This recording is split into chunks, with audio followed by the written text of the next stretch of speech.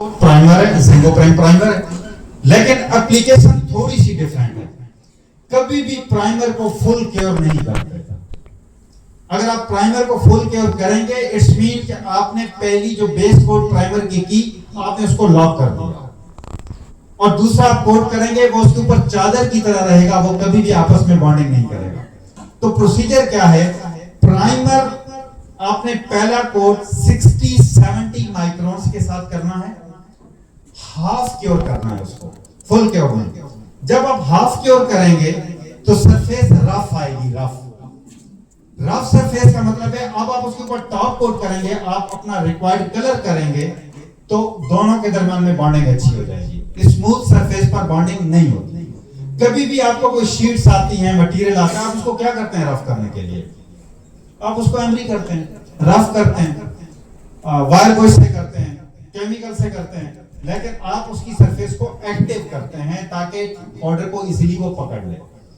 अब इसमें अगर आप देखें तो टोटल एप्लीकेशन एरिया ज़ेंगो प्राइम का एप्लीकेशन दिया गया 3 से 5, टोटल 3 से 5 मिनट के होंगे प्राइमर की।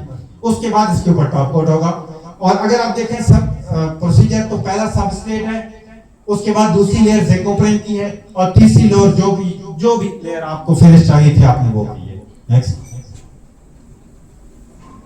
एंटीमाइक्रोबियल, ये आपसे रिलेटेड नहीं है, हम इसको स्किप करेंगे। बेसिकली ये सिर्फ लैब वालों के लिए, जो लैब के अंदर इंस्ट्रूमेंट यूज होते हैं उनके लिए, या फर्नीचर वगैरह। एफबी सीरीज ये नॉर्मली पाइप कोटिंग है, और इसके अंदर स्टील कोटिंग भी आती है।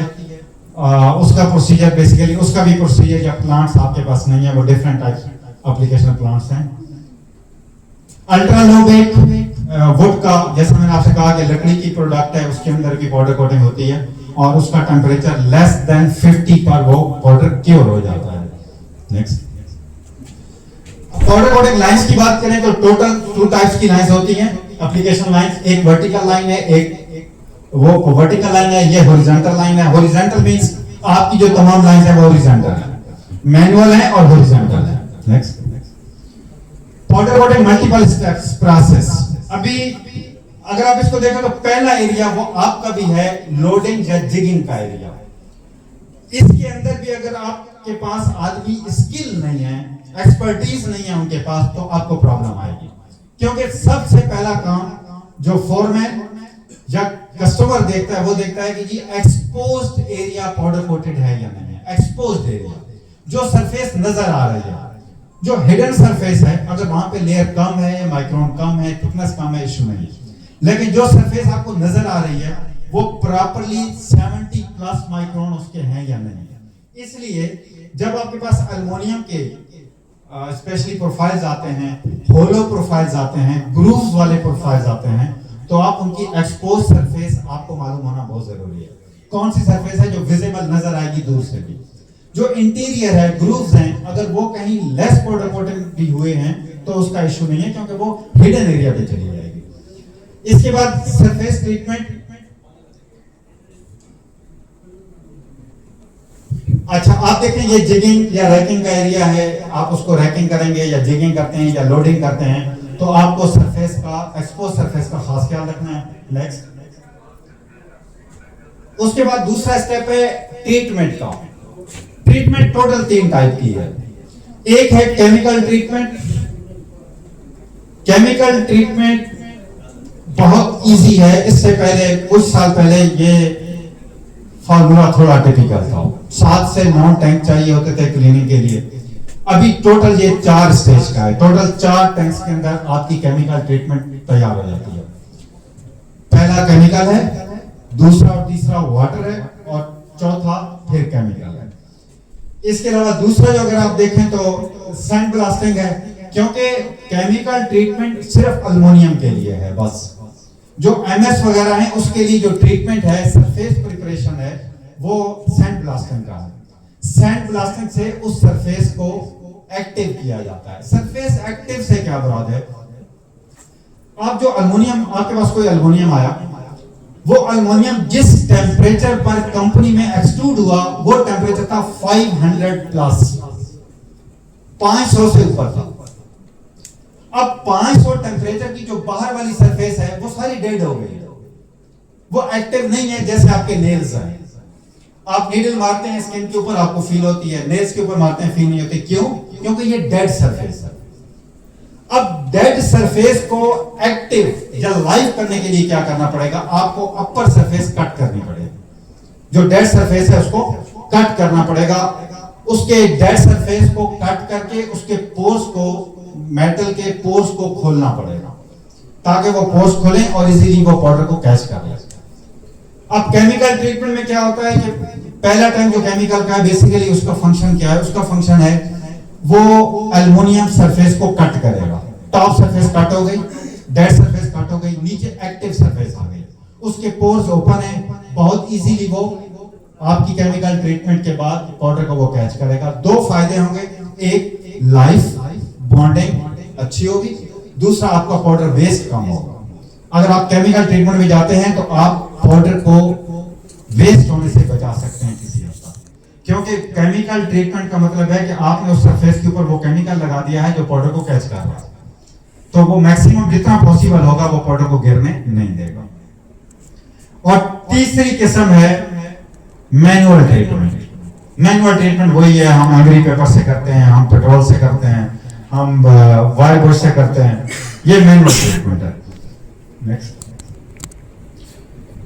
इसके बाद ड्राई ओवन है। ड्राई ओवन का स्टेज वैसे हर कहीं जो बड़ी कंपनीज हैं, बड़े प्लांट्स हैं, वहां पर तो ड्राई ओवन सेपरेट होता है, लेकिन आप लोगों के पास जो क्यूरिंग ओवन है वो ही ड्राई ओवन है।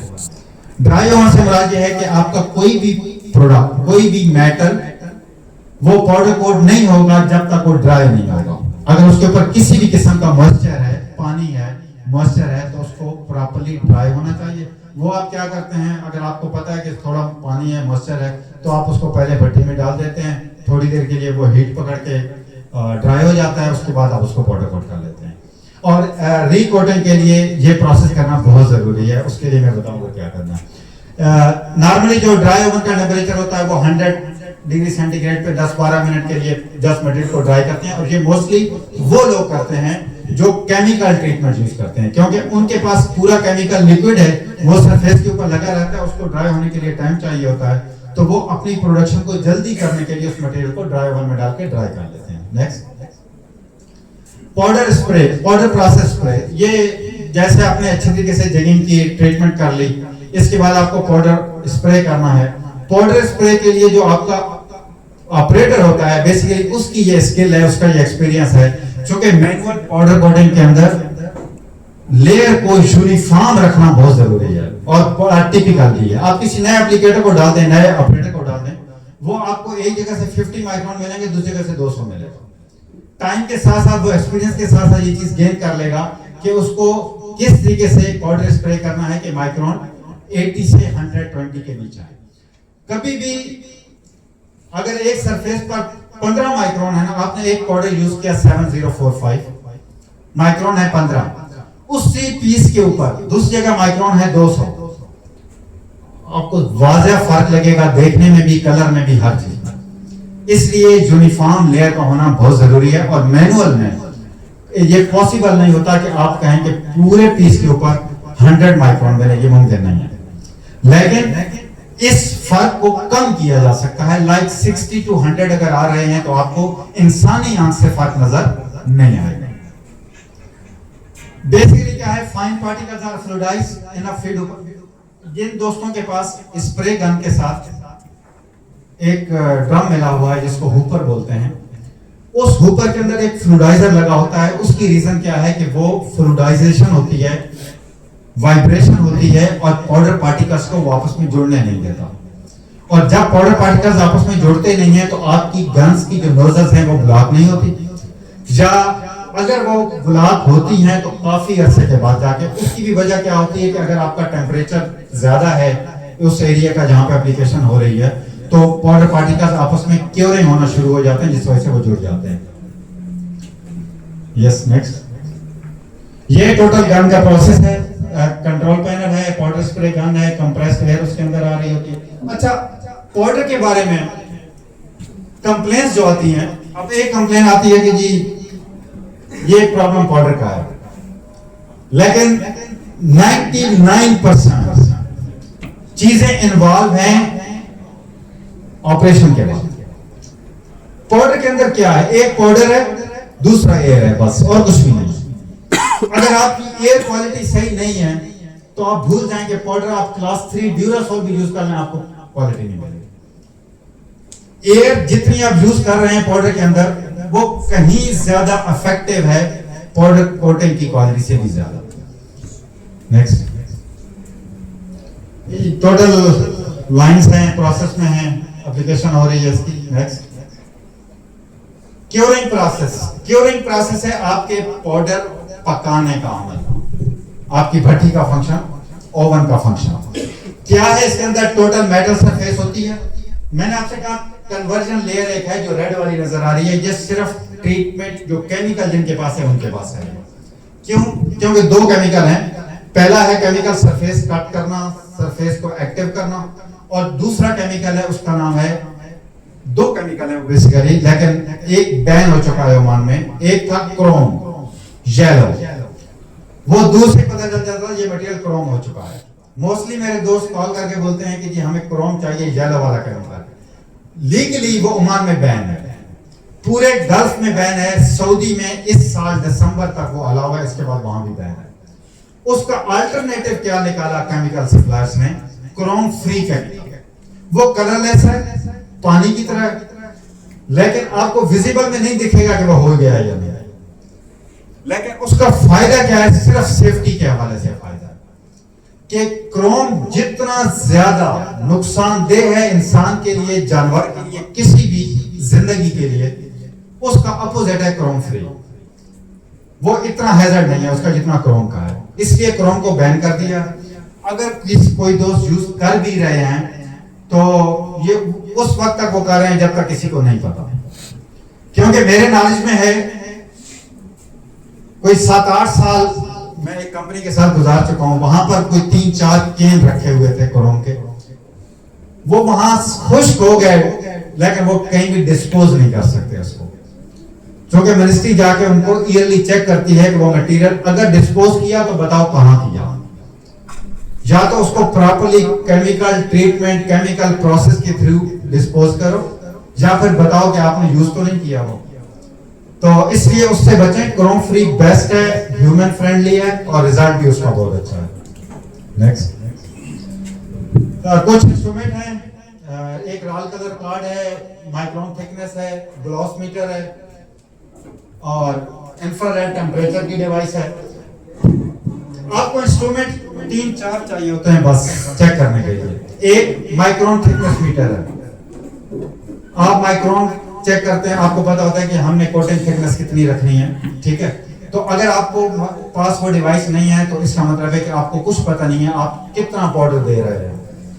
अच्छा, एक और चीज, कस्टमर आके क्या बोलता है, अच्छा पाउडर करना, नहीं मुझे मोटा पाउडर करके देना, ये सबसे बड़ी गलती है।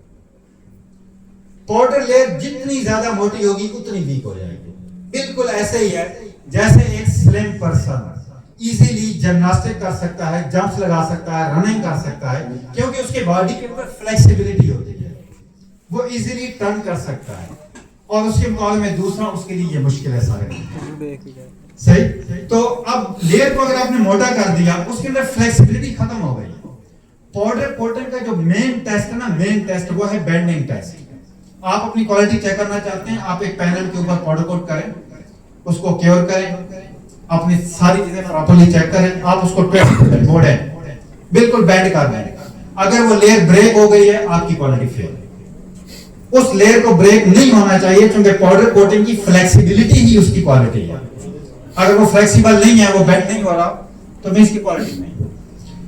इसके बाद ग्लॉस लेवल है। ग्लॉस का एक मीटर आता है, आप खुद कंफर्म कर सकते हैं कि वो ग्लॉस कितना है।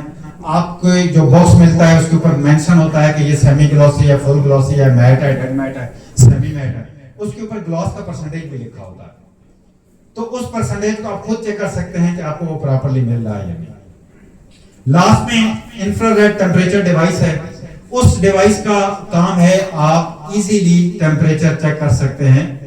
अगर वो केमिकल यूज कर रहे हैं तो केमिकल का, और अगर ओवन का टेम्परेचर चेक करना सकते हैं तो वो भी ओवन का टेम्परेचर भी चेक किया जा सकता है हर कॉर्नर के ऊपर। या अगर किसी भी दोस्त को ओवन चेक करवाना हो तो वो डायरेक्टली मुझसे कांटेक्ट कर सकता है। मेरे पास ओवन ट्रैकर है। मैं आपके ओवन के हर कॉर्नर, मिडिल, बॉटम और टॉप का टेम्परेचर आपको बाय ग्राफ शो कर दूंगा कि आपका टेम्परेचर कितना मिल रहा है और कितना होना चाहिए। Next, powder storage. कोशिश करें कि पाउडर को 30 से ऊपर ना रखें, स्टोर ना करें, क्योंकि खराब क्यों होगा पाउडर। आप ओवन में पाउडर डाल रहे हैं किस लिए? उसको पकाने के लिए। वहां पे टेम्परेचर कितना है? 180 है।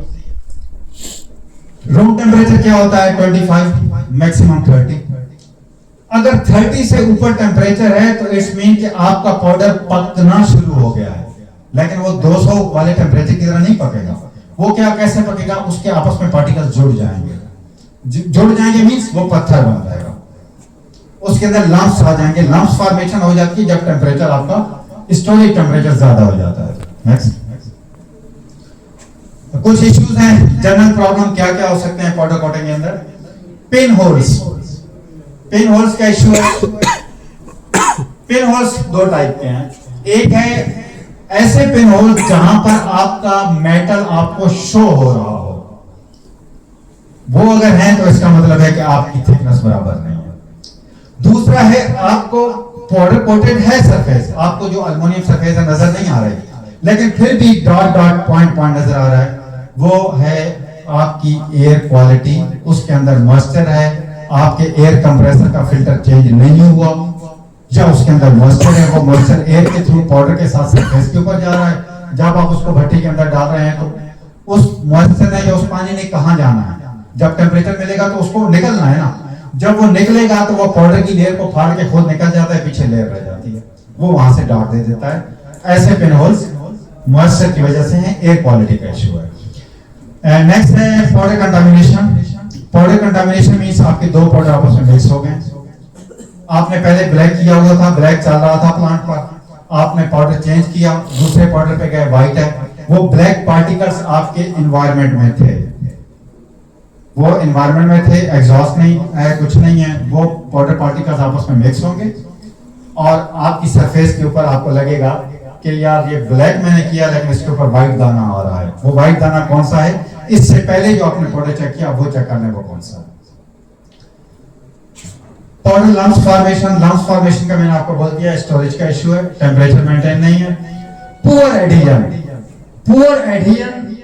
नेक्स्ट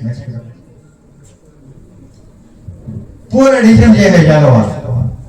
ये एक टेस्ट है, इसको बोलते हैं क्रॉस हैच टेस्ट। जब भी आपने क्रॉस हैच टेस्ट करना है, इसका एक इंस्ट्रूमेंट आता है, उसको क्रॉस हैच मीटर बोलते हैं, या इक्विपमेंट बोलते हैं। इसके बाद इसके साथ एक टेप आती है, बहुत स्ट्रॉन्ग वाली टेप। आप उसको बड़ी जोर से उसके ऊपर फिक्स करते हैं और फौरन पुल करते हैं। अगर आपके पार्टिकल्स का कोई भी पाउडर का एक पोर्शन उठ गया है तो आपकी क्वालिटी फेल है। क्या हुआ है? एडहेजन नहीं हुई। एडहेजन क्यों नहीं हुई? बॉन्डिंग नहीं हुई। वजह क्या है? पहला, आपकी सरफेस एक्टिव नहीं थी। डेड सरफेस का पर आपने पाउडर कोट किया। डेड सरफेस कैसे? जैसे मैंने आपको बोला, आपने उसको एमरी नहीं किया, स्क्रैच नहीं डाले, रफ नहीं किया, केमिकल ट्रीटमेंट नहीं किया, सैंड ब्लास्टिंग नहीं किया, तो मिनिमम आपके पास प्रोसीजर क्या है? उसको स्क्रैच कर दिया करें ताकि बॉन्डिंग इजीली हो जाए।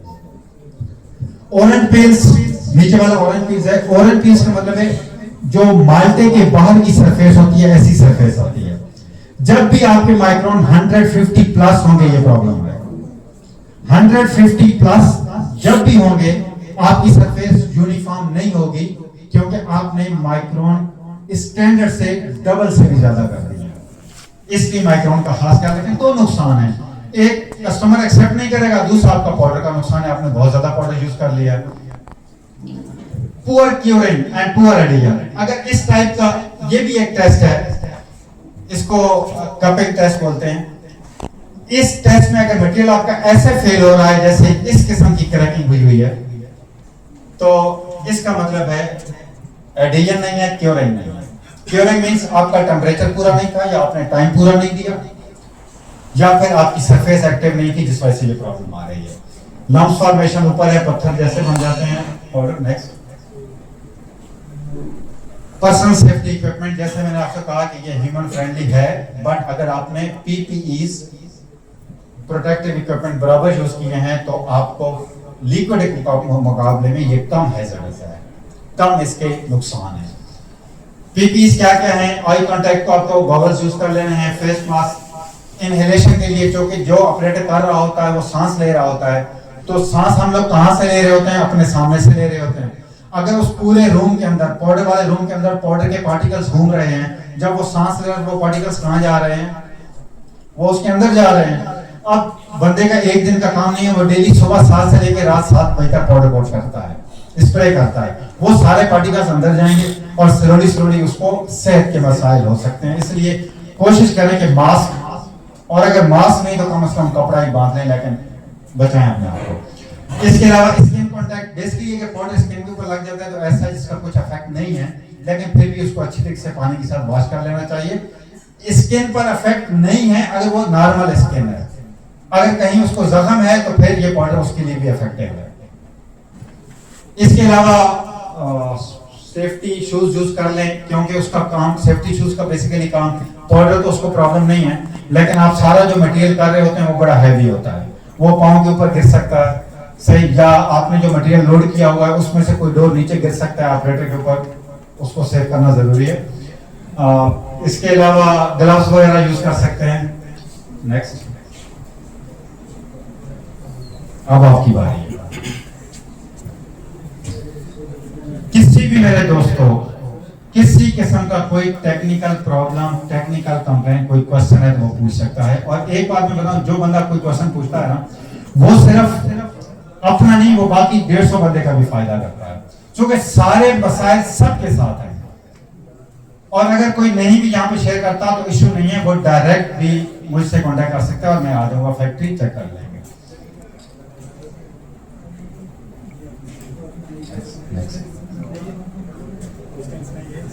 क्वेश्चन कोई भी नहीं। नॉर्मली लिक्विड में बहुत क्वेश्चन आते हैं, लेकिन पाउडर में कोई भी नहीं है। मींस कि आप लोग सारे 15-15, 20-20 साल से काम कर रहे हैं, मोस्टली फोरमैन्स, जो कि 99% लोगों को मैं जानता हूं जो फोरमैन्स हैं, उनका एक्सपीरियंस ही उनके पास है, वो अपने बंदों को बहुत इजीली गाइड कर सकते हैं, क्योंकि ये वो मसाइल हैं जो वो 15 साल से 20 साल से देख रहे हैं, क्वालिटी के इश्यूज। लेकिन इसके अलावा भी अगर कुछ हो तो आप वो शेयर कर सकते हैं। लास्ट पे जस्ट एक रिक्वेस्ट है मेरी, हम लोग पाउडर कोटिंग का साल में सिर्फ एक प्रोग्राम करते हैं, लिक्विड के हम हर थर्सडे को करते हैं। लेकिन मैं, अभी एक लिक्विड वाला बंदा भी है तो वो क्या सोचेगा, मैं बोल देता हूं, मैं पाउडर वाले लोगों को ज्यादा स्किल समझता हूं लिक्विड वालों से, क्योंकि वो जो काम कर रहे हैं वो ज्यादा टेक्निकल है लिक्विड वालों से, सही। और अगर एजुकेशन वाइज भी बोलूं तो ये लोग मच बेटर हैं उनसे, सही। तो मैंने ये सोचा था, मुझे कब से ये कहा जा रहा है, पिछले 2 महीनों से, कि हमें अपनी वेबसाइट पर डालने के लिए फोटोज चाहिए, नेशनल की वेबसाइट पर डालने हैं। तो मैंने ये आज का दिन फिक्स किया था कि जिस दिन पाउडर कोटिंग के लोगों को मैं बुलाऊंगा, हम उस दिन 3-4 फोटोज अच्छे बनाएंगे, ग्रुप फोटोज, और वो हम नेशनल की वेबसाइट पर डालेंगे, ठीक है। उससे पहले एक छोटा कॉम्प्लीमेंट है,